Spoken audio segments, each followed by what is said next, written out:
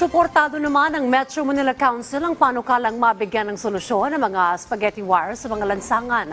Layon nga nitong maiwasan ang sunog sa iba't ibang lugar sa bansa. Si Mela Lesmora sa report. Rise and Shine, Mela. Bulto-bulto ng spaghetti wires o salas-salabat na wirings ang bumubungad kay Josephine tuwing lumalabas siya ng bahay. Hiling niya, sana'y maisaayos na ito dahil iba't ibang peligro ang maaari nitong idulot.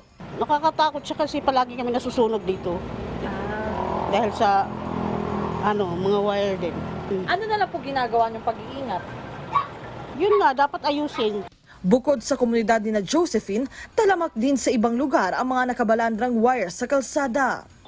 Dito sa isang eskinitang ito, bahagi na ng pang-araw-araw na buhay ng mga residente ang mga nakahambalang na wiring, bagay na nais na nilang masolusyonan para rin sa kanilang kaligtasan.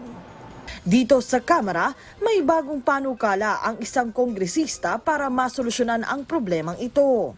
Sa ilalim ng House Bill No. 10427 ni Bulacan 6th District Representative Salvador Plato Sr., pinasisinop na niya ang lahat ng dangling wires at pinaalis ang mga non-operational overhead wires and cables na naglipa na sa iba't ibang lugar.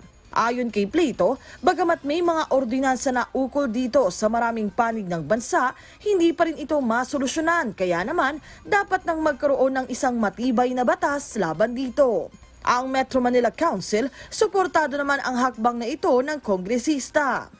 Dito ako sa San Juan sa loob ng 3 taon, yan ay aming ginagawa na. Katunayan, meron kaming local ordinance patungkol dito.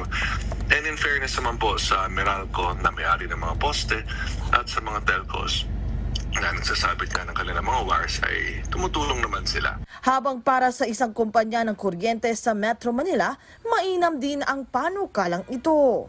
Kaisa kami ng pamahalaan dito sa bagay na ito at ang Meralco ay patuloy na nakikipag-ugnayan sa lahat ng local government units, mga telco at cable companies para maisaayos ang mga kable na nakalaylay at problema na kita namin dito sa aming franchise area.